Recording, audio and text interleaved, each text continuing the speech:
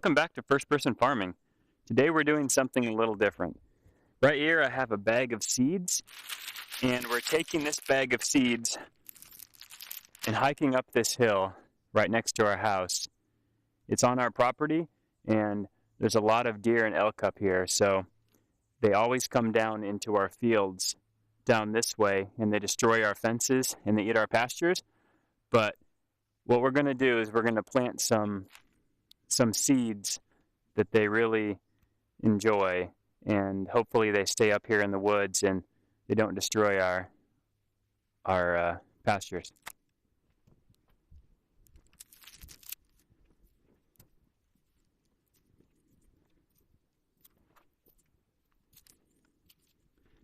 This flowering plant right here goes by many names, but I think the most common is Trillium. And yeah, it's sort of pretty. It starts off more whitish in color, and when it gets older, it starts to turn a little bit pinkish purple. This seed right here does not really need to be planted underneath the soil, so I'm just sort of casting it Johnny Appleseed style, casting it to the wind. And yeah, it'll take pretty well.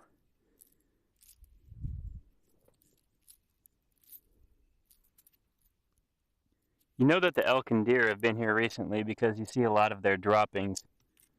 So you know that they're walking around here quite consistently. There's also a lot of deer trails too. And if we can keep them up here in the woods and they're happy up here, then they won't be eating our alfalfa or breaking our fences. I've just come across some old snow tires that someone has left here from years past and just never came back to get them or forgot or whatever. But yeah, it can get pretty muddy up here sometimes. So you definitely need these in certain times of the year. Hopefully they're salvageable. This tree over here, we did not cut down. It fell down on its own. It's super old. And now there's moss and moss-like stuff growing all over it.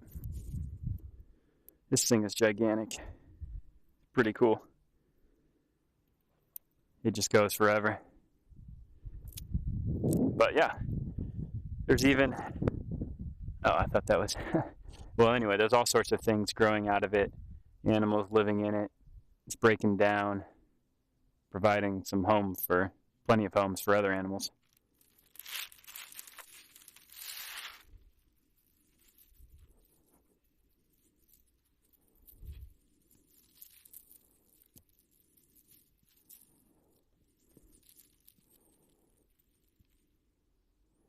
I believe that these right here are wild strawberries. Don't worry, there's millions of them. And they're about the size of your smallest finger's nail. I mean, they're like 1/10 the size of a regular strawberry. They're just puny. But they do taste quite a bit better than a regular strawberry. But I don't think it's really worth picking because it takes like an hour to get enough for, you know, one meal. I seem to have accidentally punctured this bag, so I'm going to have to somehow use that to my advantage. I don't know, hopefully it's not too big of a hole. Let's find out here. It's coming out.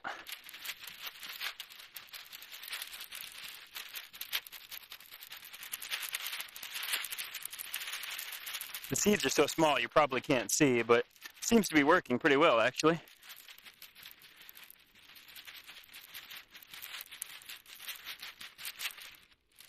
This thorned plant right here is almost certainly something that puts off a raspberry, blackberry-like berry.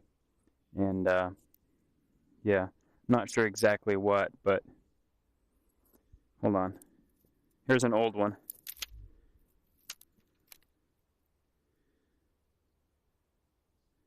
Let's see if this focuses. Yep. I don't know if it's edible or not, but it's probably related to the raspberry or something. Who knows? This is one of the hundreds of small trees that we planted to replace the larger ones that we cut down when we're doing construction projects like building barns. And we always make sure to, replant an equal number. This tree right here is massive.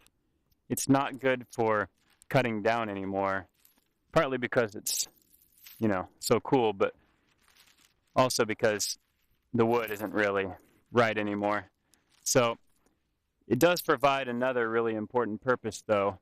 It also gives off really viable seeds for new plants. So while we plant back a lot of different, new saplings, these massive trees also provide a number of next generations. There we go. That's it.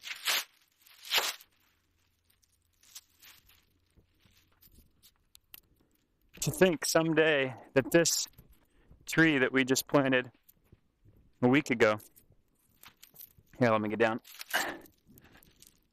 might be as big as that massive tree. You never know. This tree hug right here will give you an idea about how big this bad boy used to be. All right, it's very, very big.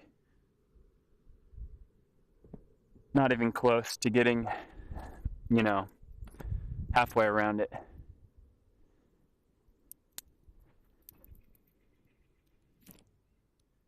All right, just for the heck of it, let's explore up here. See what is growing inside of here. A lot of times when these old trees break down and turn to detritus, they grow all sorts of things. I'd be surprised if this broke off and I fell. Yeah, not too much in here, but it's a good view. 360. Yeah, it's kind of peaceful up here. It's not every day I get to come up here and do something relaxing like this, so it's a good change. Something sure enjoying this old tree. I don't know whether it's termites or some other insect or maybe a bird, but it's interesting.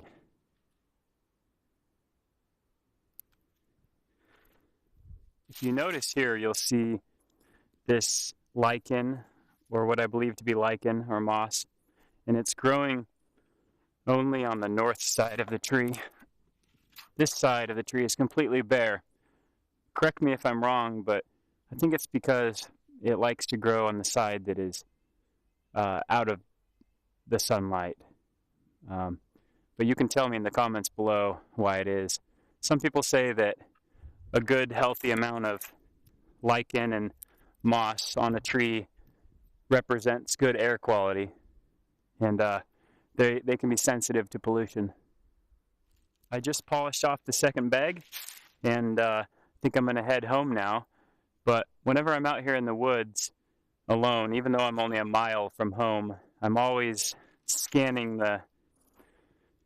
my immediate area, because on runs I've run into black bears who have had their cubs with them, and you just never know. Maybe I've watched too many horror movies, but I've also been charged by a moose, but that was in Canada. There's not moose around here, so just always got to be careful. Usually it's just a squirrel, but you never know. I forgot to add that I've also been charged by a grizzly bear, and it got super close. That was also in Canada. This is definitely a deer trail that I'm following. It's very distinct.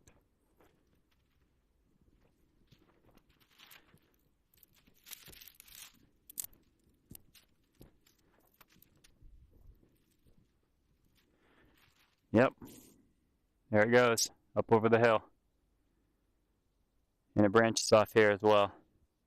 What's that quote about there's two paths in the forest and I take the one less traveled? Well, I'm not going to go with any of that advice. I'm heading home. One pretty cool app that I downloaded on Google Glass is a compass app. And, the battery only lasts for a few hours on this thing, but technically it could come in handy. I have been out in the woods while I've been caving and picking huckleberries, which are a rare type of fruit that grow in this area. And I have gotten temporarily lost for a couple hours. I might like to call it turned around. But yeah, I guess it could be helpful. But there are plenty of other indicators, like the moss or which direction the sun is setting, to tell you, which direction you're going or to get reoriented. You can always head downhill. You'll hit a road. Here's some sap on a tree. I don't know if you've ever touched sap before. Probably most people have, but it's so unbelievably sticky that I'll show you here. Get it on my hand. Picks the whole bag up.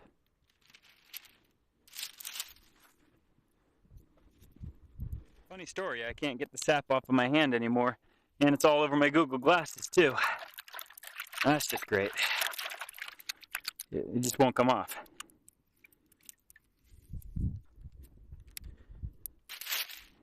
Sometimes in life you just have to slow down and enjoy the simple things. Just use your senses to notice the simple things. And yeah, I'm just coming off down the hill, and to cap this thing off, you can get a view of our cows, and I want to show you one more thing. A really interesting plant that is an edible plant. Let's see if I can find it over here. I know it's growing around here somewhere. It's growing everywhere. Here we go.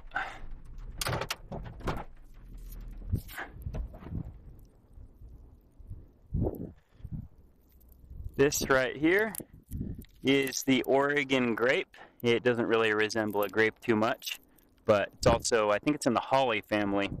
And it's extremely drought tolerant and extremely resistant to cold as well. So the berry will stay on the plant for most of the year around. So birds can eat it pretty much all year around, but it's super bitter. And I just thought that was interesting. So there are some plants that are extremely adaptable to everywhere.